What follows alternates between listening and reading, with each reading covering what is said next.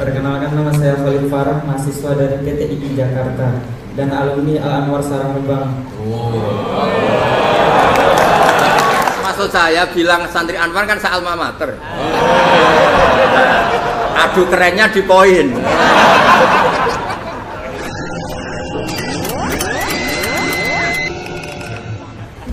Matur Gus, ya hari ini saya kira tidak ada orang paling bergembira kecuali saya. Ya. Karena ada kaidah tidak ada yang digosok wali, insya Allah jadi wali juga.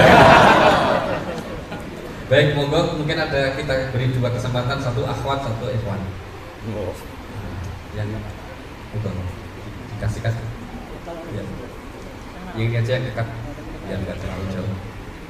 Yang akhwat kalau ada langsung mati, ya, yang akan di sebelah kanan ada satu. Kasih mic ya. Sebutkan nama dari nama. Masya Allah, itu kelebihan. Dan itu kata bapak saya, sampai orang nyari hiburan maksiat itu karena nggak asik dengan Tuhan, yang bisa asik dengan Tuhan, kenapa enggak? Ya nyatu apa dibikin nasi, dijaga dengan nasinya dan itu asik yang jalur maksiat. Bismillahirrahmanirrahim. Assalamualaikum warahmatullahi wabarakatuh. Terima kasih kepada pimpinan yang telah memberikan kesempatan kepada saya bertanya kepada jenengan. Enggak tanya ini. Enggak, maksudnya yakin enggak bisa jawab. Apa mumpung ada saya? Grogi.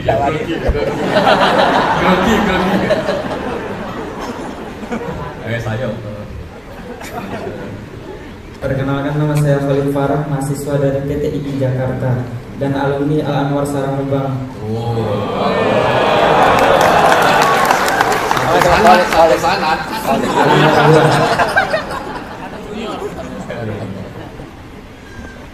Karena jenengan terkenal dengan logika yang luar biasa, jadi poin saya, apa bantahan Anda, semoga Allah menjaga jenengan, amin, terhadap orang yang berdalil dengan ayat ini, fanafakna fihi min ruhina, maka kami tiupkan ke dalam rahimnya sebagian dari roh kami, bahwa Isa itu adalah anak Allah, maha tinggi Allah terhadap apa yang dikatakan orang-orang zalim.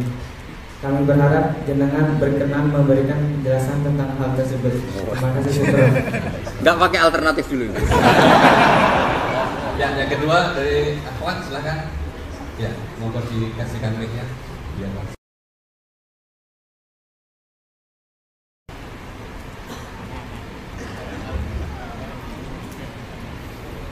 Bismillahirrahmanirrahim. Assalamualaikum warahmatullahi wabarakatuh.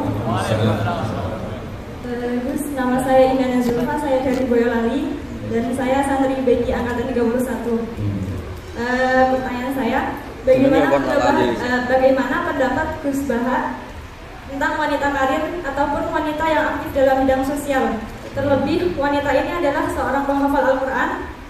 Maksud saya, yang wanita karir ini bukan hanya dalam mengajar, tidak hanya bekerja dengan mengajar, tapi dia juga terjun dalam bidang bisnis dan juga suka melakukan inovasi-inovasi baru seperti mendirikan lembaga sosial dengan tujuan untuk menolong orang lain.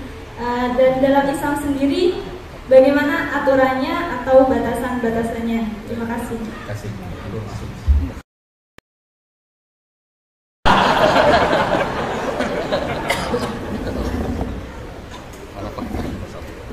Itu sebetulnya nggak perlu dijawab ya, karena memang itu sudah jelas. Ini yang depan-depan kan banyak penghafal Quran, jadi kata roh itu diulang beberapa kali, dan itu tidak hanya tentang Isa, ya, tidak hanya tentang Isa. Misalnya ada ayat wa kadzalika auhayna ilaika ruham min amrina. Dan dulu di era ulama dulu juga pernah ada seorang pendeta yang ya dengan tanda kutip yang mengganggu karena terus tanya seorang kiai, saya menemukan bukti bahwa di Quran itu ada pengakuan kalau Isa itu ruhuwah wa kalimatuh. Terus baca ayat yang Anda baca tadi. Terus kenapa yang kau akui hanya Isa? Kalau kata itu juga pernah dipakai Allah untuk Nabi Adam. Nabi Adam juga diistilahkan wa nafakhtu fihi bir ruh.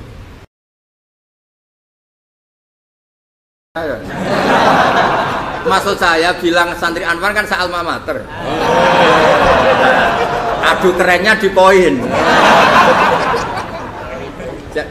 Kalau Anda hafal Quran pasti kayak saya tahu kalau kata roh itu penggunaannya tidak hanya tentang Isa. Dan itu sudah lebih dari cukup itu dan bikin Anda tobat ingin ngapalkan nanti. Ya kan jelas kan? Ya Pak Darkasi ya kan ada wa kadzalika awhayna ilaika ruham min amrina. Tentang Nabi Adam misalnya Pak wa nafakhtu fihi min ruhi. Jelas ya? Ya. Terus kedua pakai teori ulumul Quran. Teori ulumul Quran itu begini. Kata-kata itu, ini keahliannya Pak Kures. Kata-kata itu bisa masih ismiyah, bisa masih wasfiyah, atau mengalami perpindahan dari wasfiyah ke ismiyah atau ismiyah ke wasfiyah. Misalnya gini, sesuatu yang hidup namanya apa? Roh. Sesuatu yang hidup namanya kan? Nah, asal kehidupan disebut roh. Karena Quran itu bisa menghidupkan, disebut auhayna ilaika ruhan, karena bikin hidup. Orang kalau punya Quran kan punya semangat, punya hidup. Bandingannya adalah orang yang nggak bisa berpikir disebut orang yang mati karena nggak punya daya berpikir atau tidak bisa mikir. Sehingga orang yang pinter istilahnya Quran liyahlika man halaka am bayyinati wa yahya man hayya am bayyinah. Jadi kalau orang nggak pinter itu disebut mati karena wujuduhu kadami. Dan itu Anda harus ngaji seperti itu. Nah, sehingga istilah-istilah itu ya normal saja karena Adam dikasih kehidupan, Nabi Isa dikasih kehidupan, dan Quran bisa menghidupkan kita dengan pencerahannya. Semuanya itu disebut roh. Jadi istilah roh itu tidak harus yang Anda bayangkan terus begini, terus kayak apa itu ya biasa aja karena tadi ada lafadz yang nggak lepas dari makna wasfiyahnya. Nah, di Quran tuh sering ada kata gitu. Misalnya begini, ini contoh, ini sebagai penghormatan ini sama yang baca nih. Saya beri contoh, Quran itu dikatakan apa? Quran, karena makruh dibaca kan. Tapi ada istilah lagi hamim wal kitabil mubin karena maktub. Quran kan ditulis, maka diistilahkan apa? Kitab. Tapi Quran juga punya fungsi memisahkan hak dan batil, disebut furqan. Wa ma anzalna ala abdina yaumal furqan yaumal taqal. Nah, karena furqan itu makna wasfiyahnya itu memisahkan antara hak dan batil, maka Taurat pun pernah disebut sebagai furqan. Walaqad ataina Musa wa Harunal furqan. Itu bukan furqan yang kayak Quran kita, tapi ya Taurat. Karena dengan makna wasfiyah itu sama. Taurat ya bisa misahkan hak dan batil, Quran juga misahkan hak dan berarti yang seperti ini itu pakai makna apa? Wasfiyah gitu. Makna asal usul. Malah kepinteran gue nerang lagi malah. Dan yang dari bukti, jenengan aja ya jawab. Al-Quran yang bisnis wanita karir. Hukum-hukum sosial seperti itu tidak usah dijawab secara umum. Nanti kalau tak jawab boleh, kebetulan terjadi kecelakaan saya yang disalahkan. Misalnya terus gak seneng suami, seneng orang lain kan ya repot. Tapi kalau diharamkan juga tidak banyak yang benar-benar akibatnya itu positif karena orangnya juga positif. Nah di adat fikih Bali, di adat fikih itu hukum fikih yang produk-produknya itu bersifat sosial. Biasanya ulama itu pasti khilaf karena nggak ada kepastian semua. Misalnya begini, anak hafid merantau di Jakarta boleh enggak? Dibilang nggak boleh yang manfaat ya banyak, dibilang boleh yang tersesat ya. Kan nggak jelas hukum itu udah harus hafid gini ya sama ini. Dulu ini di kampung khusus tadi Jakarta berulah semua ya. kayak gitu itu kan nggak jelas karena masalah sosial. Ada ini yang kisah nyata. Istri saya haji itu tidak sama saya, ibu saya haji ya tidak sama bapak. Tak tanya, kata orang-orang tanya, Gus umumnya istri haji sama suami. Ada yang cerita, bener Gus, bener jenengan nak haji tidak usah sama suami istri. Kenapa? Mekah itu gak tempat bertarung, biasanya suami istri itu bertarung. Mekah itu gak tempat konflik. Biasanya kalau suami istri itu kan tukang konflik. Saya punya teman keluarga keraton itu haji sama istrinya, Prof. Kebetulan ada istri baik, bikinkan teh, pagi-pagi bikinkan teh suaminya. Istri itu loh baik, suaminya dibikinkan teh.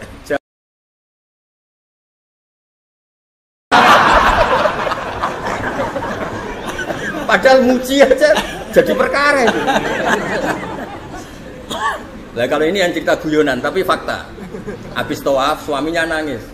Kenapa Pak nangis? Orang sebanyak itu kok cantik semua kecuali kamu. Karena lihat orang Pakistan, Turki, Uzbek gitu. Gantian istrinya tawaf. Habis itu nangis. Kenapa kau nangis? Semuanya ganteng kecuali kamu. Artinya gini, kalau haji sama suami istri akibatnya begini, masa kamu masih bilang sunat gitu? Jadi di bab sosial tuh gak jelas, apa? Pernah ada cerita Sayyidah Khadijah, perempuan saudagar, perempuan kaya, sukses. Bahkan ada cerita perempuan yang luar biasa, suaminya tuh gak bener sama sekali. Asia, punya suami gak bener, dia tetap jadi orang baik. Ada yang suaminya orang baik, tetap dia gak karu-karuan, istrinya Nabi Nuh. Itu bukti kalau masalah sosial itu tidak usah dibakukan. Jadi kalau ditanya orang, Gus saya ini perempuan cantik, saya anaknya orang nggak punya, saya harus kerja di mana? Saya mesti fatwanya tunggal. Kalau bisa di pabrik atau tempat terbuka, karena pantangannya perempuan itu layak keluar narojulun bimroatin. Kalau kamu cantik usahakan jangan pembantu rumah tangga, pokoknya usahakan yang di tempat terbuka, karena itu panduannya Islam. Kalau kita punya anak cantik, nyun sewu, kendaraan umum kayak bis tentu lebih aman timbang yang privat. Itu kalau boleh memilih, ini kan cerita fikih. Tapi kalau pakai individu kan tidak ada bisa jamin semua kan. Jadi fikih-fikih sosial itu biasanya ulama tidak punya baku ya, pokoknya saya jawab saya. Ya kalau mau orang baik dan punya akibat baik ya baik. Kalau orang tidak baik ya karena bisa apa kita di depan hukum sosial. Karena ya yang ya itu tadi kita punya contoh Fir'aun itu kayak apa? Keduanya Fir'aun punya istri legendaris namanya siapa? Asia. Nabi Nuh kayak apa? Punya istri seperti. Jadi misteri kan enggak? Artinya kalau kamu mendewa-dewakan kalau suaminya baik pasti ya enggak juga, lingkungannya baik. Lingkungannya Fir'aun kurang apanya? Kurang kelirunya. Sekeliru-kelirunya tapi tetap. Nah, terus yang terakhir ini saya saran. Kamu ngadepi zaman modern itu harus baca Quran. Quran itu diantara yang dipaparkan mimbaini farsi wa jamil labanan khalisan sa'iqal lisyaribi. Jadi Allah itu bisa mengelola sapi itu kan makanannya rumput. Di tubuh sapi itu ada darah, ada kotoran, tapi sapi bisa melahirkan susu. Itu kata ulama-ulama, apapun rusaknya zaman sebetulnya gesekan-gesekan di alam nyata ini ada kotoran, ada darah. Kalau kamu orang baik pasti tetap jadi labanan khalisan. Tidak usah putus asa. Apapun zaman ini kita harus tetap jadi labanan khalisan. Padahal mimbaini fartiu badamin antara itu bukti bahwa kita udah boleh putus asa. Oh, sekarang zaman udah kayak dulu, udah kayak zaman Wali Songo. Zaman sekarang pun masih ada begi, masih ada Ustadz Sulada.